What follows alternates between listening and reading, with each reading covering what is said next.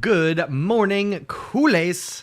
It is time to wake up and Barça. Live Barcelona news coming at you every Monday, Wednesday, and Friday right here on the Undefeated channel. Welcome, my friends, my fellow Culés from around the world. We are going to be covering an injury update for Barcelona, starting with Araujo's decision to undergo surgery. I already saw in the chat, somebody said he is avoiding Umtiti 2.0. So, of course, that's going to be the lead story for today's episode, but we're going to give an update on Koundé, on Dembele, on Memphis, on Frankie de Jong, and then, of course, we'll see what else comes up conversationally. So if you want to participate in the chat, subscribe to the channel so you can talk with your fellow culés as we catch up on all the news, injury updates for Barcelona. Subscribe to the channel. Make sure you turn on notifications so you know when we're live every Monday, Wednesday, and Friday for Wake Up in Barca, plus all the upcoming fixtures for Barcelona. We've got a wild October. We'll be doing the commentary, the play-by-play, watch-along action right here on the Undefeated channel. You don't want to miss any of that. So again, subscribe, turn on notifications, and before we go any further, drop a like. Easiest way to show your love and support for the channel. Hit that thumbs up button, and let's go ahead and kick things off the right way, my friends. Ladies and gentlemen, you are now tuning in to the Undefeated Mustache John. All right, good morning, culés. Good afternoon, I should say. We're doing a late one. This is a West Coast, this is one for people on the West Coast sleeping in. Good morning to you all. I think it's still AM, right? Yeah, it's still AM on the West Coast. So good morning to all my Stash Squad members on the West Coast. Let's go ahead and jump over with some sad news, unfortunately. Araujo has elected to undergo surgery this week. Going to be on his right thigh and is expected to miss the World Cup. This is, of course, coming from ESPN. So bad news. Bad news. You don't want to see this. One, we've got a wild October coming up. Two, just personally, like as a human, you don't want to see someone, especially a young superstar, having to miss out on a World Cup like Araujo is doing. Now, I mentioned off the top that somebody already made the comparison to Umtiti. For context, what we're talking about there is Umtiti prior to the 2018 World Cup had the option of going conservative, fighting through, putting off surgery, and being available for the World Cup, or having surgery and missing the World Cup. He went for option number one so that he was available for the World Cup. He fought through pain, he fought through discomfort, he won the World Cup, and then he was never the same again. We never had the Umtiti that we thought we were going to have at Barcelona. He continued to have nagging injuries. It wasn't always the same thing, but they were all related. It was all flare-ups related to not having surgery. So Araujo here is doing the opposite. He's going to go with actually the the less conservative route of having surgery, but it is actually going to be better long-term. So he's going to miss more time up front, but long-term, it is the more secure solution so that we don't have to have another Ansu Fati situation on our hands. Now, a few things about this. One, I hate that he's missing out on the World Cup. My dog's wrestle into the doorway. One, I hate that he's missing out on the World Cup. And it shouldn't even be the case. Part of me is frustrated, and I'm trying to channel Booga Luis right now and not be upset because, I'm not accepting the reality. But if I could just for a moment get upset about the fact that the World Cup shouldn't even be happening in the window that it is happening in. We should be already past the World Cup. It should have happened in the summer. There's a reason why we have the World Cup in the summer. It's so that you don't have these flare-up injuries that happen in the middle of the season. There's going to be a rash of players, knock on wood, I don't want it to happen, but there's going to be a rash of players that miss out on the World Cup because they're in the middle of their club seasons. That's very different than having the World Cup in June and July when, one, you have a little bit of gap at the end of your club season to calm down, to rest, to then get into the World Cup. And even if you don't have a significant window, right? Let's say you play all the way into the Champions League final, so you play until the end of May. That still gives you a month, and you know what you're fighting for in the back half of the season, right? So for everybody else who's been eliminated from major tournaments, who's not in the running for any domestic titles, you can start to pull back a little bit as you go into a summer World Cup. But now having the World Cup in the winter, you're in the middle of your season, like I said, so there's no pulling back. There's no taking it easy. You got to be full charge, full throttle going into this first half of the season. Look at Barcelona. Boog and I talked about the ridiculous calendar that we have for October. And then right at the end of that, 3 weeks later, it's World Cup time. So part of me is upset just because the World Cup shouldn't be happening when it is. It was bought unfairly by Qatar. Anyway, I digress. Let's continue on with this story because there's still more details for this Araujo story. So something shared from Total Barça here. Barça can request compensation from FIFA to offset Araujo's long recovery. Players injured on international duty who require more than 28 days to recover are eligible under FIFA rules. Barcelona can request daily payouts of up to 20,000 euros after October 21st until he is fit again.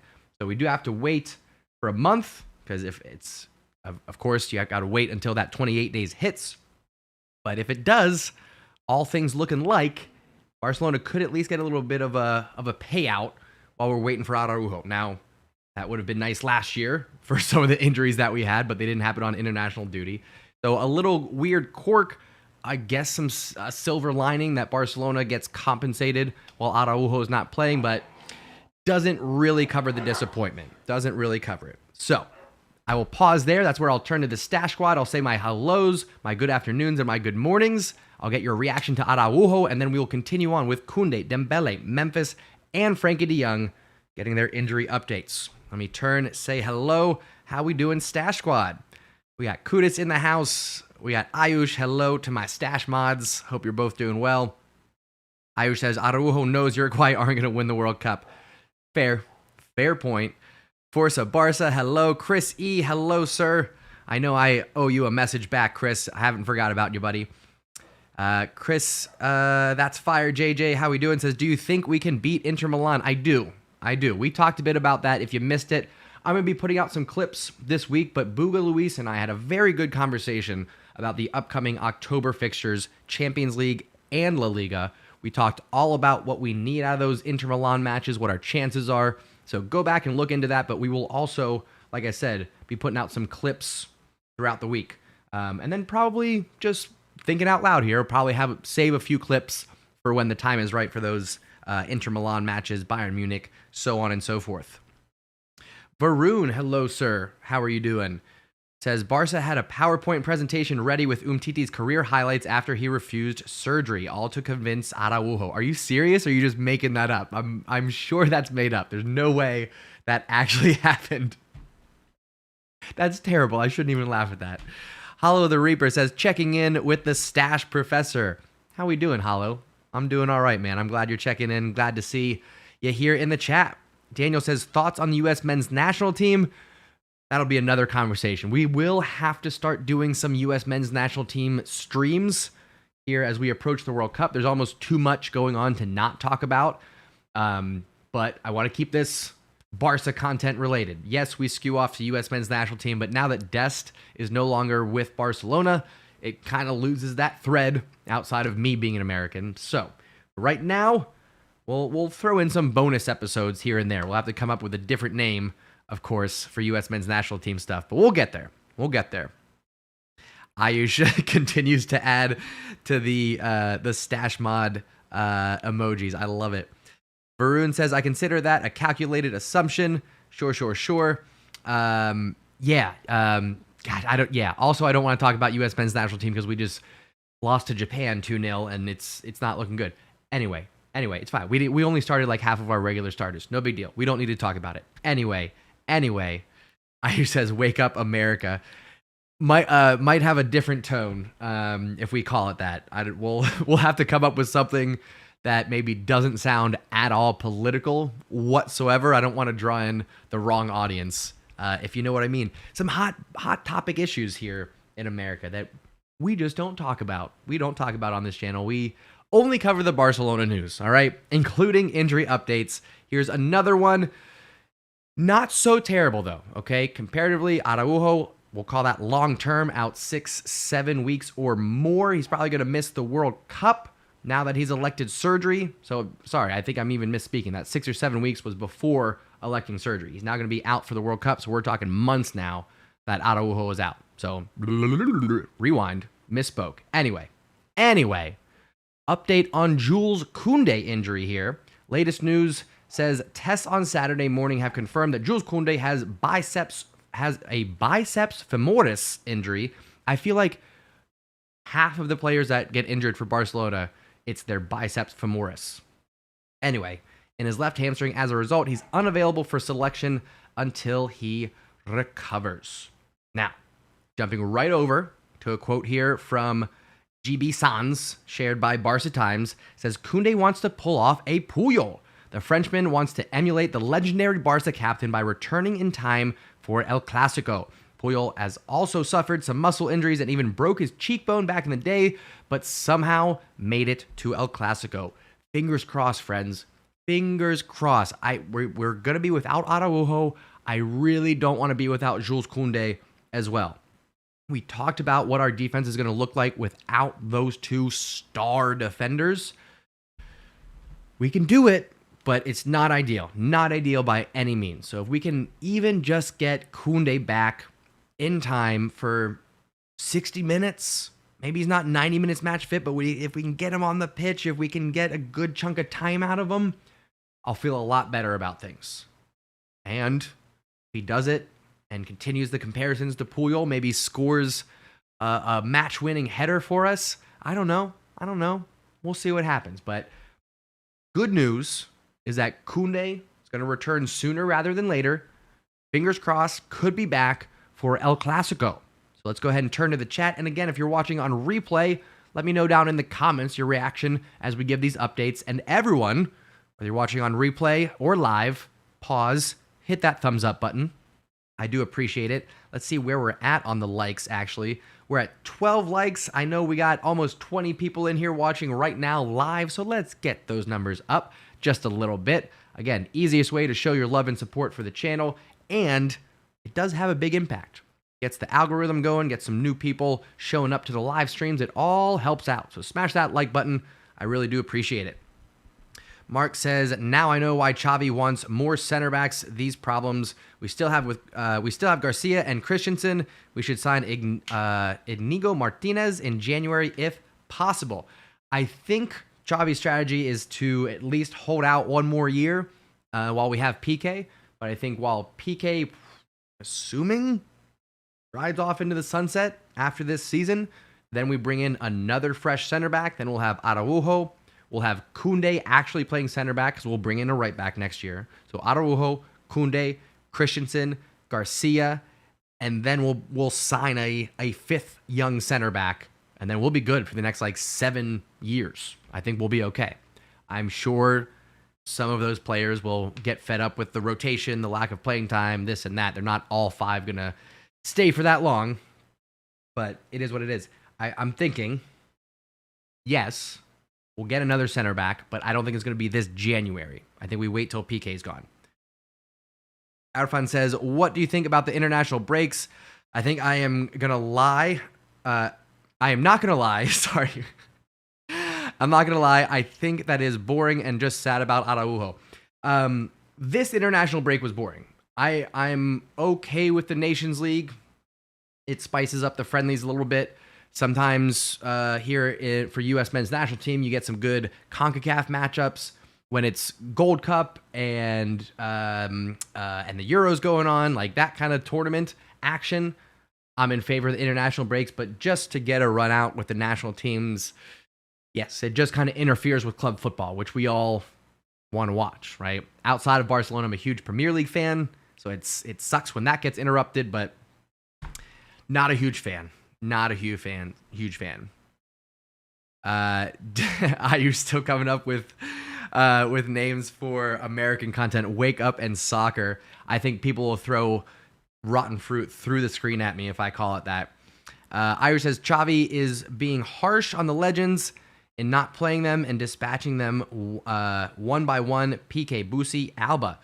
Yeah, yes. But here's the thing. Is Xavi being put in that position because no one was willing to do that through Valverde, through Ronald Koeman, and now to Xavi? That's where the buck stops. Should have been happening under Ronald Koeman. Should have gotten fresh faces in. Should have been rotating those legends out to get younger players the time. Anyway.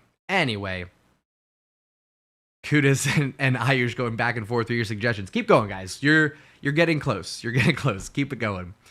28 bottles of Ricky. Love the name. Says, I'm not worried for defense. We have Christensen, Piqué, and Garcia. Also, Roberto and Bellerin will have more playing time. Yeah, but that's what everybody's worried about. I don't think anybody, Roberto included, wants to see more playing time for Roberto at the right back position. Bellerin, I think, if we have healthy center backs, Bellerin is fine over at right back. I'm totally cool with Balde left, Bellerin right, Araujo and Koundé centrally, or Araujo and Christensen, or Koundé and Garcia. Any combination that includes Araujo and Koundé, one of them at least, if not both of them, then I'm fine with whatever outside backs we want. It's not that important. But what we can't have is Garcia, Christensen, and Bellerin, or Christensen, Piqué, Bellerin. Though, not that we can't have it, because we're about to. I'm unsure of that combination, is what I mean. That's what I'm getting at. Ovi, hello, sir. Good to see you. Good to see you. Good morning. Good afternoon, I should say. Although you're West Coast, right, Ovi? Or are you overseas? I always forget. I really do. We talked about it in the past, and then I kind of forgot about it. I need to have a Stash Squad map up with specifically where people in the Stash Squad are around the world so I can actually remember. Anyway, hello to you, sir. Good to see you. Forza Barça says, hope we can sign Cancelo next year instead of Trent. I don't see Trent Alexander-Arnold coming out of England. I just don't see that, and I would be much more in favor of João Cancelo over Trent Alexander-Arnold. One, João Cancelo can play both sides, and I think he's younger. Am I making that up? How old is João? And I don't even know how to spell it. João Cancelo. I knew it was something. It was OAO or AOO, whatever it is. João Cancelo is 28, so no, he's not going to be younger. Trent Alexander-Arnold is what, 26 probably? Only 23. Oh my gosh, he's so young. Jeez-a-loo. Trent Alexander-Arnold is only 23 years old. I thought he was like 26. I still don't think he's coming to Barcelona. I don't see it happening. You just don't, we talked about this before, you don't get a lot of English players leaving England and going to Spain. You just don't see it very often. I think we came up with 4 or 5 examples. Beckham, Owen, Trippier. There was a couple other ones. We came up with 4 or 5 at the time. Stash map, and Stash Discord are needed. They are on the short list. 100%. I know. I'm letting down the community at this point. I need to get my act together and get it in gear. Get some of these things up and running. I did have an idea. Okay, pause on the news. We're going to get back to it with injury updates in just 1 second. I think I'm ready for the first t-shirt. It'll be the Undefeated logo on the chest, and then on the back, it'll be like a Webster's dictionary. It'll say Undefeated, and then my definition of what we mean by undefeated. Talking about the mentality, talking about the mindset of never accepting defeat, always moving forward. What do you think about that? So logo, definition of undefeated on the back, and then the second thing, I haven't fully thought it out yet, but we'll have something for the Stash Squad. Maybe it'll be hats, maybe it'll be a t-shirt, maybe it'll be mugs, something. I don't know. But I'm thinking the first t-shirt will be logo on the chest, undefeated definition, my own definition of it on the back. That's what I'm thinking. Let me know what you think down in the comments if you're watching this on replay. Of course, I would love to hear from you. Speaking of hearing from you, it's not an actual transition. I have no transition for that. Speaking of nothing whatsoever, let's just jump over, get back into injury updates. Dembele now. This is from just a few days ago. Dembele, an unused substitute in the match against Denmark. He was left off just for some discomfort. Sat out on training just for some discomfort. So out of all the injuries, Araujo, Koundé, Memphis, and De Jong and Dembele, ironically, Dembele is actually looking the least serious. He's going to be returning to Barcelona, might be available right away. Fingers crossed, knock on wood. I'm hoping Dembele shakes it off and he's available. Now that is not going to be the case for these two, Memphis and De Jong. The midfielder, Frankie de Jong, suffers a strain in the semitendinosus of the left thigh, and Memphis has affected his biceps femoris. I'm telling you, everybody, these biceps femoris. I don't know what you got to do to work them out or stretch them or whatever. I don't know where. Hang on. Where is the biceps femoris? Let's do this. Let's find out where the biceps femoris muscle is. How about that? Long muscle of the posterior aspect and blah, blah, blah, blah, blah. Let's get a picture because those words don't mean anything to me. Anyway, click on this. Get into medical photos. You never know what you're going to see, but here we go. All right. Biceps femoris. There's the long head and the short head. Ayo. Get your mind out of the gutter, John. All right. All right. That makes sense, actually. So it's like right above the knee. Lots of cutting. Lots of juking and jiving. So it makes sense, right, for athletes to have that kind of trouble. But anyway, I digress. I just want to see where that muscle was for a second. And there it is, folks. If you didn't know, that's where the biceps femoris is. Since Barcelona seems to have so many injuries to that muscle, at least you know where it is. The more you know. You're welcome. Anyway, it's looking like Memphis is going to be out for a month. Frankie, good news, might only be out for the game versus Mallorca. That's going to be October 1st coming up. It's a little appetizer, we'll say, to Barcelona's wild October schedule. So hopefully Frankie back in time for that match against Inter. Boog and I talked about the importance of those UEFA Champions League matches. We're going to prioritize, I should say, La Liga. We were both in agreement on that, but boy, still would be nice to get a couple of wins, take the pressure off for that home leg against Inter, for the home leg against Bayern. Let some of that pressure off. That would be absolutely amazing. Anyway, turning to the chat, Chris, yes, Gary Lineker for Barcelona. I think there's one more. I think there's a fifth English player that we are missing that came over to England. Anyway, the stash patch. Did I miss that suggestion? I love that. Stash patch is great. Irish says, and the mods get a different shirt on the stash logo and the mod logo in front and their name on back. I could make that happen. There will be gifts for the mods. Absolutely. There will be gifts for the mods coming. Don't you worry.